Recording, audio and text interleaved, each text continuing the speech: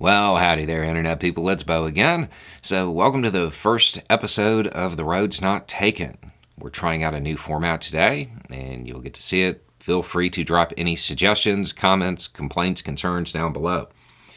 The basic premise of this, it kind of stemmed from about a week ago, maybe 2 weeks ago. Pretty much the entire team was here for 4 or 5 days in a row. I've talked before about how I'm very fiercely independent when it comes to content. Most of the team had never actually seen the giant whiteboard I use to board up topics and do research and all of that stuff. They realized there was way more topics on the board than there were spots in a week. They asked what happened to the rest of them, and when I said nothing, they suggested this. So what you're getting is basically a recap of news that did not get turned into videos on the main channel, but it's still something that you're probably going to see or hear about again. In fact, I would imagine that at least a couple of these topics will end up being videos next week and be a little bit more in-depth. I think at the end of this episode, we're also going to do a quick Q&A with some questions that came in. All right, so we will start off with U.S. news. First, while the U.S. economy is improving in a whole bunch of ways, polling shows that people still disapprove of Biden's handling of the economy. This goes to what we have talked about in the past. The U.S. economy is built on faith, and perceptions of that economy impact everything else. It's also worth noting that while the economic data is improving, a lot of it really hasn't been felt by the people who are likely answering the polling. It's going to take a couple more months for that. So that may change.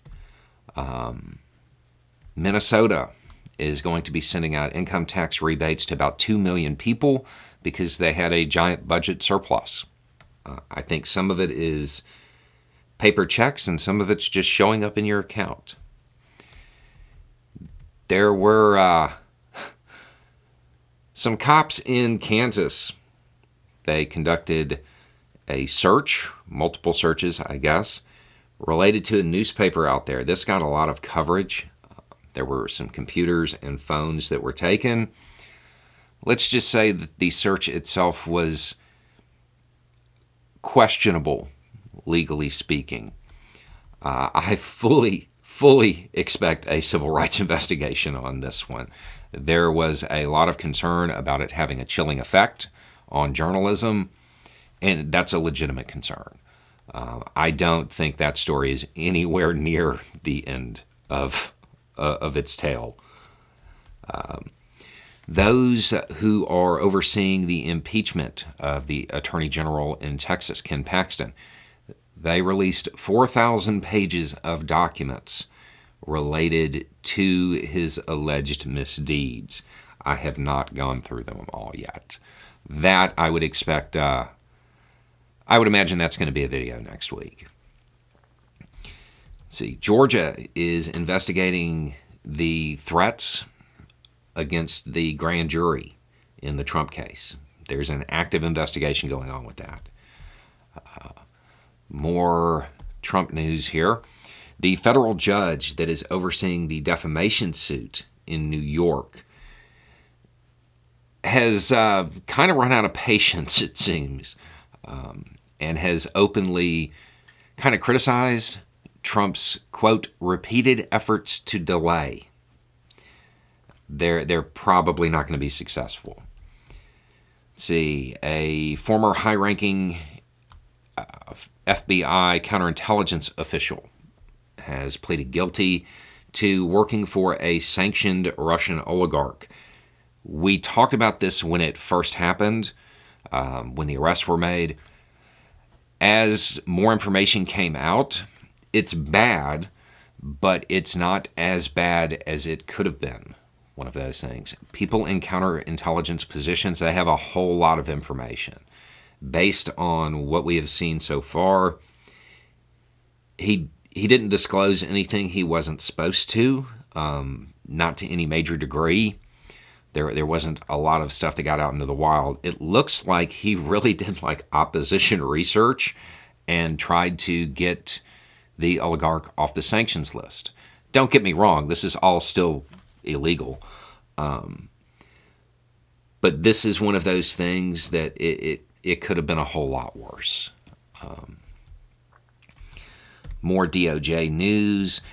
The Department of Justice is setting up for the sentencing of the Proud Boys who were convicted of seditious conspiracy. And I guess not all of them were convicted of that. So those who were convicted recently due to their activities related to January 6th. Their sentencing recommendations are lengthy, decades long in some cases. It's also worth noting that apparently one of them is on the run, decided that they weren't going to, they didn't want to hear what the sentence was. I would imagine that the marshals will probably find him pretty quickly. Okay, the New York Times is reportedly looking into a lawsuit against, what is it, OpenAI, I think is the name of the company. Fact check that. The AI company that is producing all of these tools. Now, according to the reporting, it looks like the New York Times is viewing it not as a tool, but as a direct competitor. And they're reviewing their options. I'm going to say that I think news agencies are looking at this all wrong. The AI is not really that intelligent. It is scraping data that exists. If it is scraping data that exists, that means your story was out first. Your story was out first, and it's going to have your information. I think this may be a case where news agencies are seeing a tool that isn't really going to be super helpful, or they are seeing a competitor that is not really going to be much of a competitor because it can only produce content based on information that was put out by human sources. I don't see this as a huge threat. Okay. Let's see. Hawaii's governor has pledged to keep local land in local people's hands. I have questions about how that's going to happen. Not that it's not a bad idea. I'm just wondering what beyond a slogan is going to occur. Let's see. Aldi looks like they're buying 400 Winn-Dixies and Harveys across the southern United States. I don't really have any poignant thought about that. I just found it interesting. Okay, so we're going to move on to foreign policy now. We talked about how the ruble took a dive. Okay, it has lost around a third of its value since the beginning of the year. Russia's central bank made a massive interest rate hike.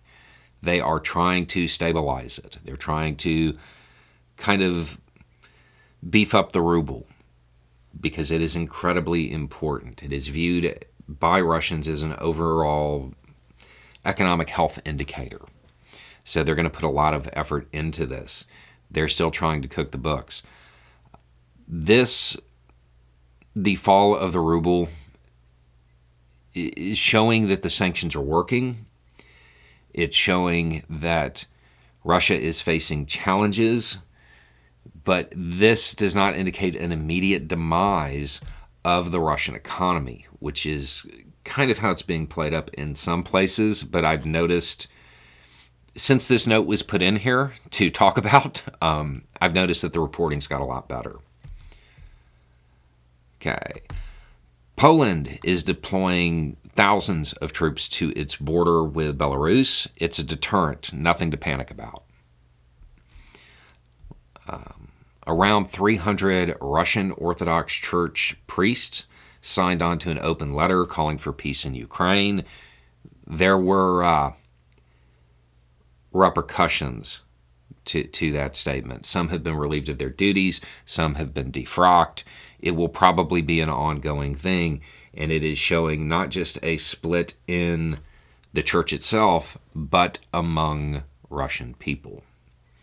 It's more of an indicator of something more to come. Let's see. Researchers in the Netherlands have reportedly developed a drone that can stay aloft a very, very long time using very little energy by mimicking what birds do when it comes to the winds. This is still early on, but this is going to have military applications later. You will see this used in that way, just so nobody has an Oppenheimer moment later. This is exactly what militaries want when they're looking for a drone that can loiter. Okay, so a U.S. troop crossed over into North Korea.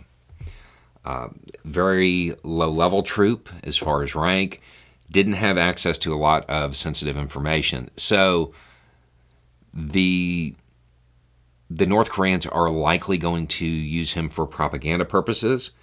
And there's already some statements coming out, and they're being cast as total propaganda. They're probably not. The North Koreans are saying that his reason for coming to North Korea and fleeing was inequality and racism. Okay? I mean, the soldier's black. I am willing to bet that during the conversation, there were things that were said about inequality in the United States and racism. So, is it being capitalized on by the North Koreans? Probably. But I don't think that this is something they've manufactured out of whole cloth. I believe this was actually said.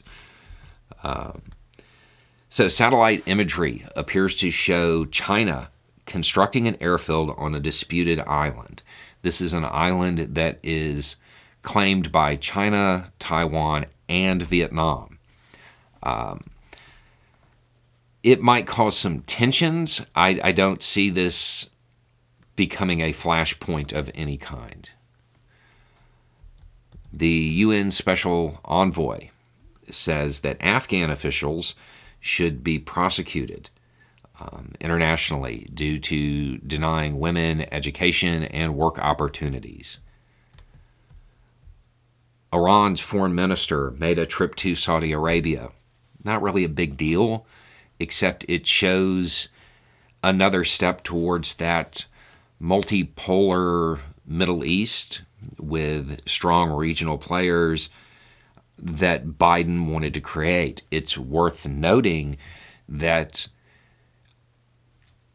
the Chinese government actually did a lot of the work to make this happen.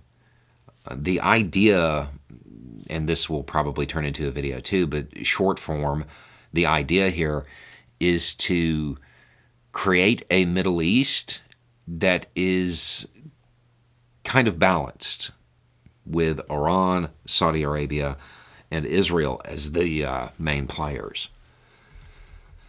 Let's see. The U.S. approved F-16s for Ukraine. The Netherlands wanted to provide them. They had to get U.S. approval because it's a U.S. aircraft. The U.S. provided that approval, so some will be going to Ukraine. They will not get there.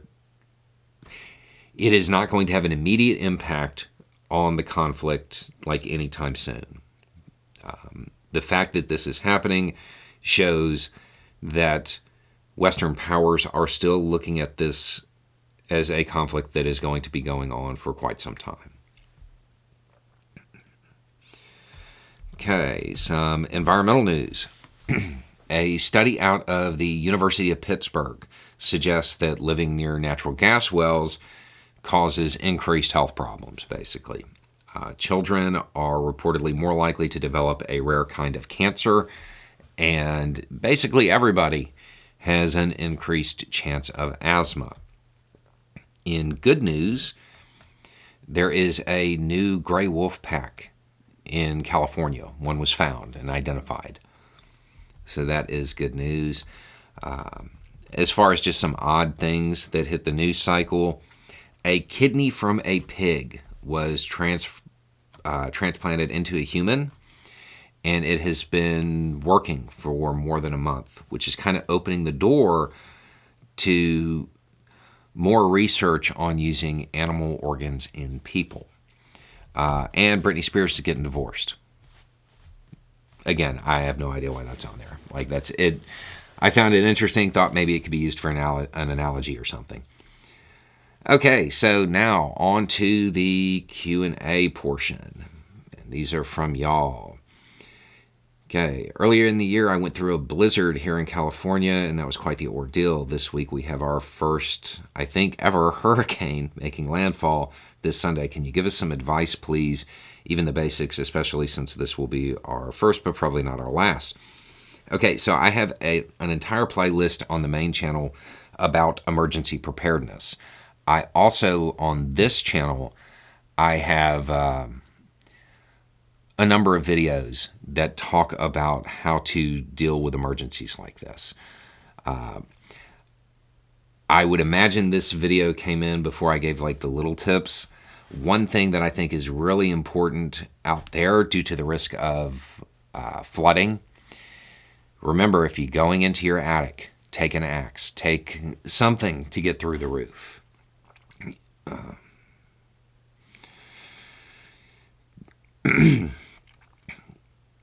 Could the DA in Fulton be dismissed under this law? And if so, do you think it's likely? So there is a law that would allow partisan officials to step in and kind of deal with DAs they don't like. Is it possible that they use it? Sure. Is it likely? I actually don't think so. I think there are enough people in the Republican Party now who want Trump gone that they're not going to. Even if that was to happen, it wouldn't do anything to the case. They may be able to do something about the DA, but the grand jury's already returned that indictment. Anything that impeded it would cause serious issues for the political figures behind it. I've caught a few of your videos recently about the idea of the U.S. being the world's EMT instead of the world's policeman. How, if at all, would the Peace Corps fit into that? I'm from Canada and don't much about them. Okay, so the Peace Corps has the same general idea, but it's not as big and it doesn't have teeth. If you want this explained in like geopolitical terms, on YouTube there is a TED Talk from a guy named Thomas Barnett. Please understand, he is somebody who worked for the Pentagon.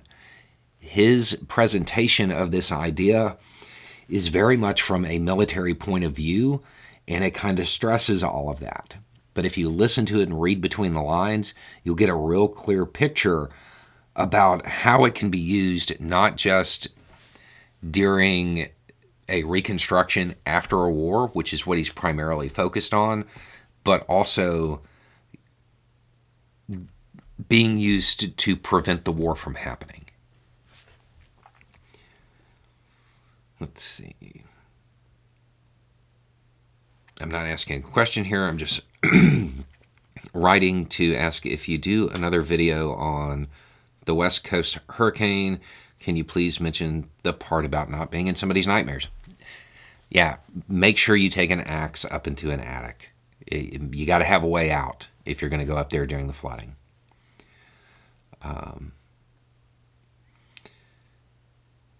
Okay, Bo, I don't understand how there could be so much confusion about if Trump is convicted, how they will handle his incarceration. We can fly around the world, destroy cities with a bomb, and land a man on the moon, land a rover on Mars, create stealth planes, invent technologies that allow instant communication with anyone on the planet, yet we can't figure out what to do with the next president. Okay.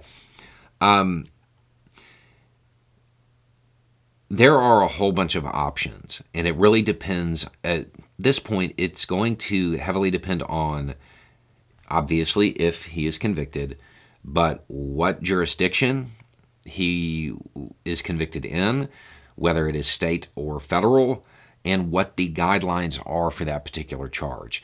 Many of the stuff that he's facing, many of the charges he's facing, they're Zone D offenses, which means he's going to be confined. Now, will he get special treatment because he's a former president? Almost certainly, because as many Republicans have been saying, we definitely have a two-tier justice system. It's just not the way they think. Why do you think so many Republicans believe that it is more honorable to be a loyal Republican than it is to be a decent American? For those who actually hold this opinion, it's because they don't believe you're an American.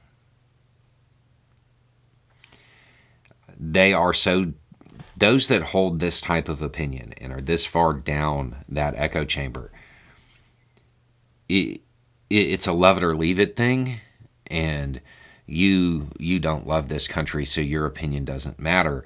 You're not really an American. And it's one of the signs that faction of the Republican Party is actually really headed towards an authoritarian creep that is kind of too much and is dangerous. Hello, Mr. Bow. You forgot to mention the eye of the hurricane and that more winds are coming after it passes. Yeah, I didn't even think about that. Man, I hope that people understand that. So if you're ever in a hurricane and you haven't been in one before, there's a break.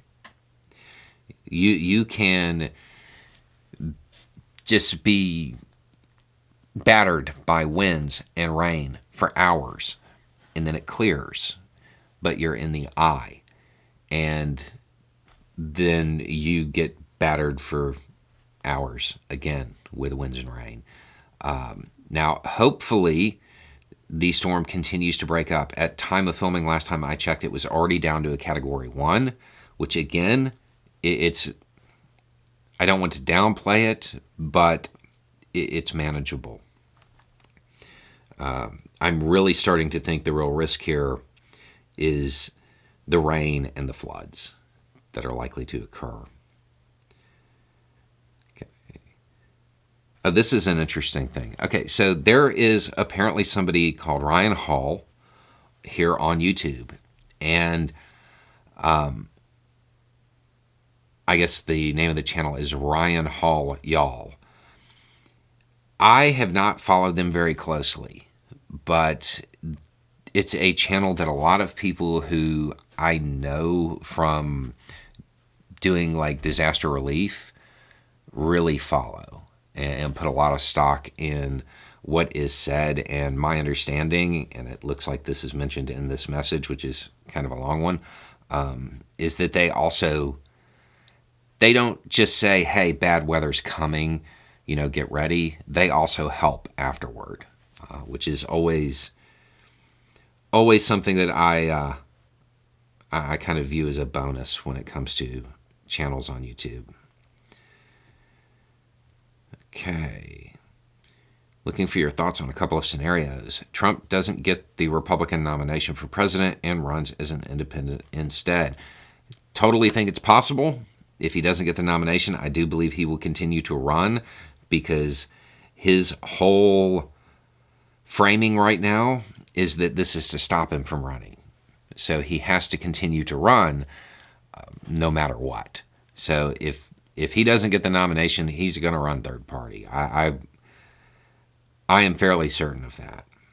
Okay. The other scenario is Trump wins the Republican nomination for president, but there's also a viable independent third party candidate.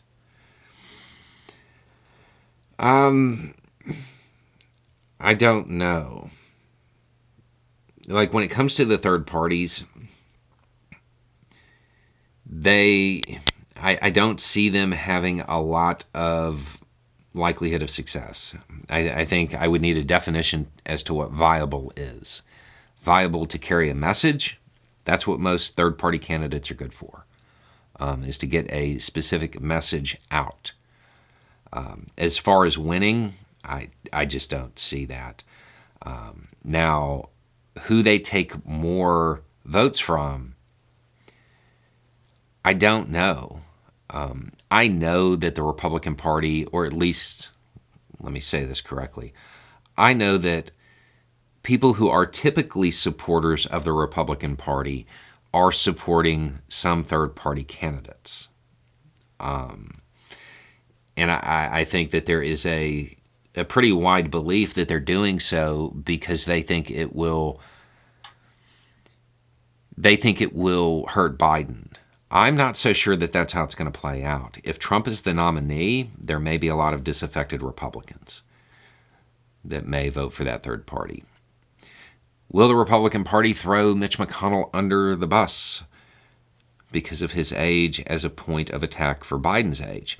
I don't think so. Generally speaking, the Republican Party does not care about hypocrisy, so I don't think they'll care. Okay, what can the average citizen do to contribute to whatever process needs to be done to disqualify Mr. Trump for the presidency? I don't think there is anything you can do.